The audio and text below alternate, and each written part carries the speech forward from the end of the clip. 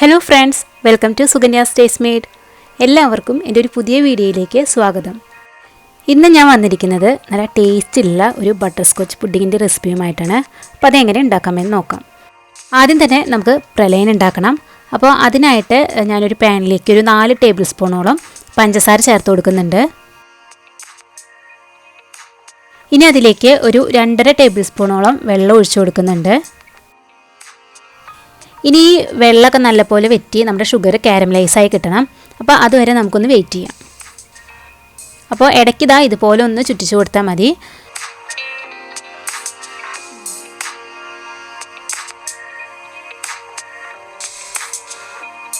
ഇപ്പോൾ നമ്മുടെ ഷുഗർ കാരമലൈസായി വന്നിട്ടുണ്ട്. ഇനി നമുക്കിതിലേക്ക് ചെറുതായി അരിഞ്ഞു വെച്ചിട്ടുള്ള അണ്ടിപ്പരിപ്പ് ചേർത്ത് കൊടുക്കാം. ഞാനിവിടെ ഒരു 10-15 അണ്ടിപ്പരിപ്പാണ് എടുത്തിട്ടുള്ളത്. അത് ചെറിയ കഷ്ണങ്ങളാക്കി അതിലേക്ക് ചേർത്ത് കൊടുത്തു, അത്രയേ ഉള്ളൂ. ഇനി 1 മിനിറ്റോളം നമുക്കിതൊന്ന് നല്ലപോലെ ഒന്ന് മിക്സ് ചെയ്ത് കൊടുക്കാം. അപ്പോൾ ആ ഷുഗർ സിറപ്പിലൊക്കെ കിടന്ന് നമ്മുടെ അണ്ടിപ്പരിപ്പ് നല്ലപോലെ മിക്സായി വരട്ടെ.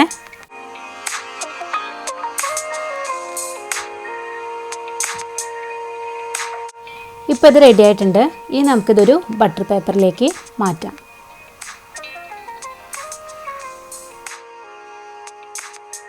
ഇനി നമുക്കിത് ജസ്റ്റ് ഇതുപോലെ ഒന്ന് സ്പ്രെഡ് ചെയ്ത് കൊടുക്കാം. എന്നിട്ട് നമുക്ക് ചൂടാറാനായിട്ട് മാറ്റി വയ്ക്കാം. ഇനി അടുത്തതായിട്ട് നമുക്ക് ബട്ടർസ്കോച്ച് സോസ് ഉണ്ടാക്കണം. അതിനായിട്ട് ഒരു പാനിലേക്ക് നമുക്ക് 1 കപ്പ് പഞ്ചസാര ഇട്ട് കൊടുക്കാം. ഇനി നമുക്കതിലേക്ക് ഒരു ലേശം വെള്ളം, ഒരു 2-3 ടേബിൾ സ്പൂൺ വെള്ളം ഒഴിച്ചു കൊടുക്കുന്നുണ്ട്. ഇനി നമുക്ക് നേരത്തെ ചെയ്ത പോലെ തന്നെ ഷുഗർ കാരമലൈസ് ചെയ്തെടുക്കാം. ഇപ്പോൾ നമ്മുടെ ഷുഗർ കാരമലൈസായി വന്നിട്ടുണ്ട്. അപ്പോൾ ഈ സമയത്ത് നമുക്ക് ഫ്ലെയിം ഓഫ് ചെയ്യാം. അതിനുശേഷം വേണം അതിലേക്ക് നമുക്ക് ബട്ടർ ആഡ് ചെയ്ത് കൊടുക്കാൻ. അപ്പോൾ ഞാനിവിടെ ഒരു 50 ഗ്രാം ബട്ടറാണ് എടുത്തിട്ടുള്ളത്. അത് ഇതിലേക്ക് നമുക്ക് ചേർത്ത് കൊടുത്ത് നല്ലപോലെ ഒന്ന് മിക്സ് ചെയ്തെടുക്കാം.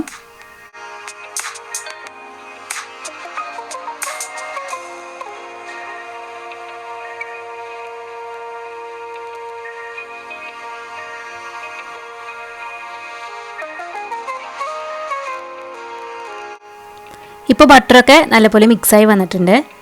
ഇനി നമുക്കിതിലേക്ക് വിപ്പിംഗ് ക്രീം ആഡ് ചെയ്ത് കൊടുക്കാം. ഞാനിവിടെ ഒരു 1/2 കപ്പ് വിപ്പിംഗ് ക്രീമാണ് ചേർത്ത് കൊടുത്തിട്ടുള്ളത്.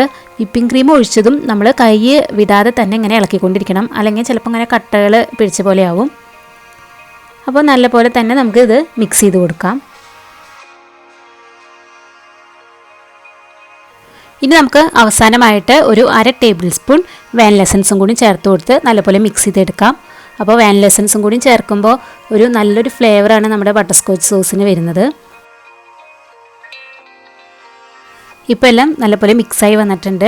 അപ്പോൾ നമ്മുടെ ബട്ടർസ്കോച്ച് സോസ് ഇവിടെ റെഡിയായി കഴിഞ്ഞു. ഇനി നമുക്കിതൊരു പാത്രത്തിലേക്ക് മാറ്റി ചൂടാറാനായിട്ട് മാറ്റി വയ്ക്കാം. അപ്പോൾ നമ്മൾ സോസ് ഉണ്ടാക്കിയ സമയം കൊണ്ട് നമ്മുടെ പ്രലൈൻ ദാ ഇവിടെ ചൂടാറി സെറ്റായി വന്നിട്ടുണ്ട്. ദാ ബട്ടർ പേപ്പറിൽ നിന്ന് കണ്ടോ ഈസി ആയിട്ട് വിട്ടു പോരുന്നുണ്ട്. ഇനി നമുക്കിത് ചെറിയ കഷ്ണങ്ങളാക്കി എടുക്കാം. അതിനുശേഷം മിക്സിയുടെ ജാറിലിട്ടിട്ട് ഒന്ന് ഗ്രൈൻഡ് ചെയ്ത് കൊണ്ടുവരാം. അപ്പോൾ നല്ലപോലെ ഫൈൻ പൗഡർ ആക്കരുത്, ചെറിയ ചെറിയ കഷ്ണങ്ങളൊക്കെ അതിൽ കിടക്കണം. അപ്പോൾ ഞാനിതൊന്ന് മിക്സിയുടെ ജാറിലൊന്ന് ക്രഷ് ചെയ്ത് കൊണ്ടുവരാം. ഇപ്പോൾ ഞാനിത് ഇതാ ഒന്ന് ഗ്രൈൻഡ് ചെയ്ത് കൊണ്ടുവന്നിട്ടുണ്ട്. ഇനി നമുക്കിത് മാറ്റി വയ്ക്കാം. ഇനി നമുക്ക് പുഡിംഗ് ബേസ് ഉണ്ടാക്കണം. അതിനായിട്ട് ഞാനിവിടെ ഒരു 2 കപ്പ് പാല് ഒരു പാനിലേക്ക് ഒഴിച്ചു കൊടുക്കുന്നുണ്ട്. ഇനി അതിലേക്ക് ഒരു 4 ടേബിൾ സ്പൂൺ കോൺഫ്ലോർ ചേർത്ത് കൊടുക്കുന്നുണ്ട്.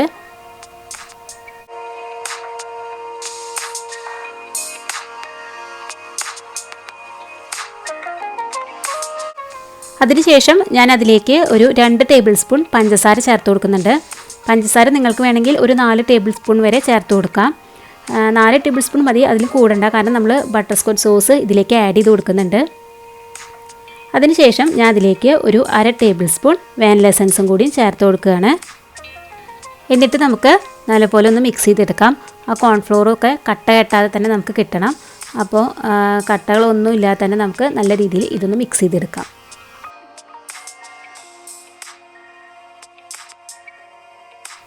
ഇനി അവസാനമായിട്ട് ഞാൻ ഇതിലേക്ക് ഒരു 1/2 കപ്പ് വിപ്പിംഗ് ക്രീം ചേർത്ത് കൊടുക്കുന്നുണ്ട്.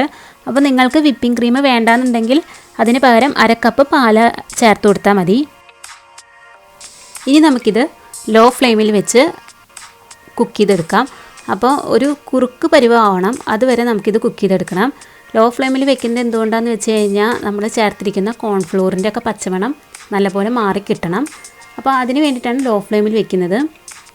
അപ്പോൾ ഏകദേശം ഒരു 10 മിനിറ്റോളം എടുക്കും ഇതൊന്ന് നല്ലപോലെ ഒന്ന് കുറുകി വരാനായിട്ട്. അപ്പോൾ അതുവരെ നമുക്ക് കുക്ക് ചെയ്തെടുക്കാം.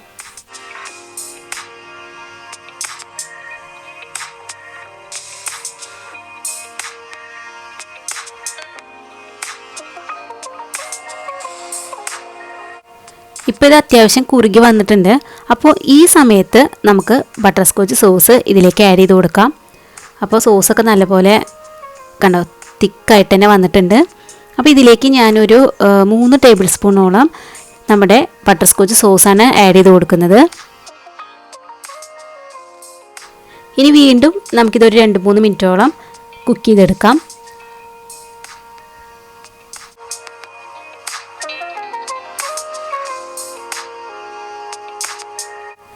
ഇപ്പോൾ ഇത് അത്യാവശ്യം കുറുകി വന്നിട്ടുണ്ട്.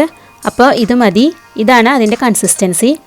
അപ്പോൾ ഇനി നമുക്ക് ഫ്ലെയിം ഓഫ് ചെയ്ത് ഒരു ഗ്രീസ് ചെയ്ത പാത്രത്തിലേക്ക് ഒഴിച്ചു കൊടുക്കാം.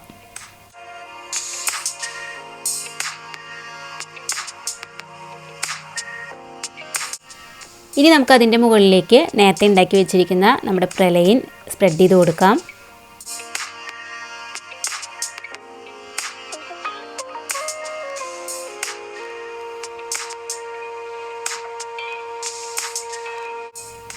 ഇനി നമുക്കിത് ഒരു 5 മിനിറ്റ് ഒന്ന് മാറ്റി വയ്ക്കാം. ഒരു 5 മിനിറ്റൊക്കെ കഴിഞ്ഞപ്പോൾ ഞാൻ അതിൻ്റെ മുകളിലേക്ക് ഇതാ നമ്മുടെ സോസ് ഒന്ന് ജസ്റ്റ് ഒന്ന് സ്പ്രെഡ് ചെയ്ത് കൊടുക്കുന്നുണ്ട്. അപ്പോൾ അത് എങ്ങനെ വേണമെങ്കിലും നിങ്ങൾക്ക് ഡിസൈൻ ചെയ്ത് കൊടുക്കാം.